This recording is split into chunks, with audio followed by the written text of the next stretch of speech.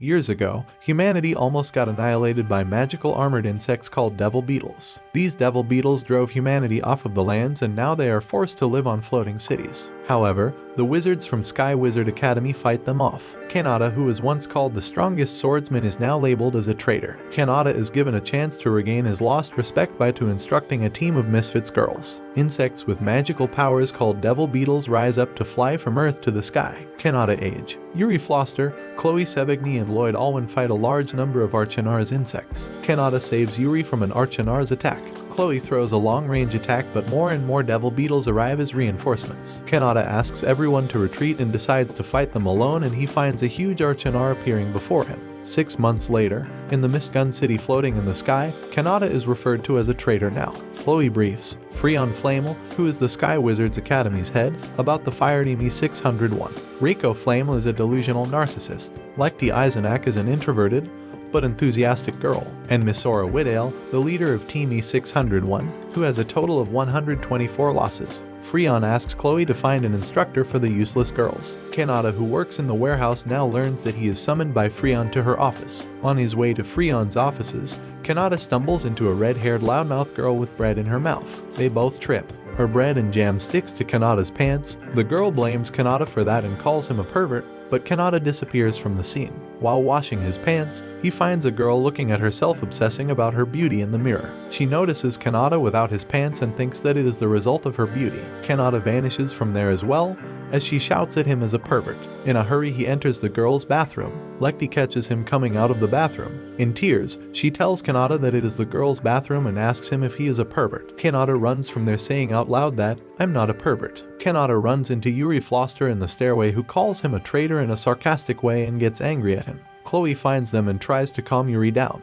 Kanata then tells Chloe that Yuri is hurt because of the past event 6 months ago. Later, Kanata visits Freon's office along with Chloe and is asked to be an instructor for the misfit girls of the fired E601. Freon asks Kanata to turn the girls into useful wizards so they can help fight the devil beetle Archanars. As Kanata walks through the hallway, the students call him a traitor. On the other hand, the 3 girls of fired E601 talk about their encounter with a pervert. As Kanata enters the room, he finds out that these are all the 3 girls he had encountered in the morning. The girls call him a traitor and then a pervert while putting their weapons to his face. Misora complains that a pervert can't be their instructor. Kanata then surprises them by telling them everything he knows about them. Misora and Riko tell the clueless Lekti about why Kanata is called a traitor. They explain to her that Kanata skipped a very important match. As a result, his team wasn't promoted to an easily guaranteed S rank, and that he used to be called Black Sword Master Kronos. He then explains to them that they can get stronger as him or even more if they train with him. Misora agrees to the proposal,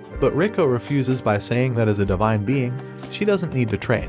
He then suggests to Riko that she can demonstrate her superiority in a training practice match, which she agrees upon.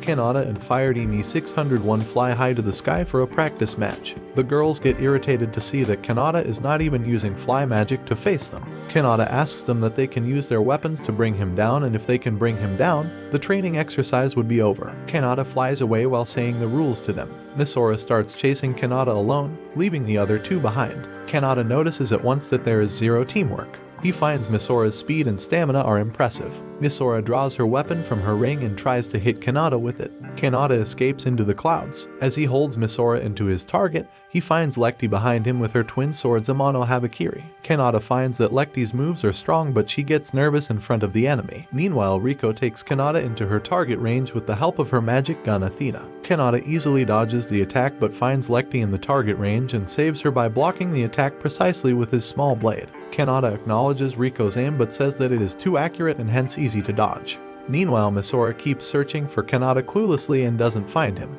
Kanata tells the girls that it is the day for their individual training regiments. As usual, Riko refuses to train. Misora tries to stop her, but Kanata asks to let her go and focus on her individual training. Kanata asks Lekti to wear a maid costume and to hand out the flyers to the students. Lekti gains some confidence as 3 boys take a flyer from her. On the other hand, Kanata assigns a mission to Misora to find a weakness of Riko. Misora tails Riko but is caught right away by Riko. As Chloe flies like a ghost to Kanata's room, She finds Kanata looking at Misora's statistics. He tells her that she has magic power reserves higher than the A-rank wizards. Kanata instructs Misora to change her weapon so that she can give better performance, but she refuses to do so. She runs away crying and complaining that Kanata doesn't know a single thing about her. A flashback from the past shows Misora's mother fighting the devil beetles and defeating all of them, including a huge monster beetle, quite easily. Misora stands at the grave of her mother, gets angry at Kanata and says, "I refuse to give up my sword." On the other hand, Riko notices that Kanata has actually affected Lecty and gained her respect. Kanata visits a cafe owned by Misora's family. Kanata finds out that Misora's mother Sosi has passed away and his husband Gale doesn't have any memories of her because she was an elite sky wizard. Kanata asks Misora's father Gale why she is obsessed with magic cannon sword. Gale explains that the sword belonged to Misora's mother and she is trying to keep her legacy alive as a way of not to forget her. Another flashback shows young Misora and Gale spending time with Sosi as she returns from her mission. Sosi, although one of the strongest sky wizards, is clumsy at her household. One day Sosi goes on a mission but never returns. Misora asks Gale about her mother, but he surprisingly says that he doesn't remember if he had a wife. Misora asks the city's people, but they react the same way. At last she learns from two sky wizards that Sosi has sacrificed herself for the city during a mission. Misora trains very hard holding her mother's sword. Later, Kanata finds Misora at her mother's grave and asks her to swear to her mother's grave that she'll leave the magic cannon sword. Kanata explains to Misora that her mother never thought about the sword. Rather, her real aim was to save the city. When Kanata sees that Misora is never going to back down from the sword, he then decides to help her. While training, Misora thanks Kanata. Riko, who watches Misora's new attitude towards Kanata, finds it very interesting. Kanata informs Lloyd about the fire team E571, the next opponent for E601. Yuri barges in by telling Kanata not to lie to her team to fill them with false hopes in a sarcastic manner. After Yuri and Lloyd leave, Riko arrives at Kanata's table. She brags about her beauty as usual and Kanata laughs at her. Then Kanata tells Riko about their next rank match opponents, but Riko leaves saying that she doesn't have any desire to train like mortals. Worried for their next match, Misora and Lecty try to convince Riko to train with Kanata, but she refuses at once. Misora then pleads to Riko sitting on her knees, which worries Riko. Kanata joins them and says that Riko is right for not going to a match they are sure to lose, but on the other hand abandoning their friends on a match is lame. Kanata then tells Misora that he's gonna give her the key to victory. Riko watches the same dream over and over again about chasing after her big sister Freon. Kanata shows Misora his sword Gladius and fires a strike blaster at clouds, making them disappear. He says that this powerful attack from the magic cannon sword is the key to their victory. She manages to fire the strike blaster, but it drains her energy. Kanata adds 3 strike blaster attacks every day to her training.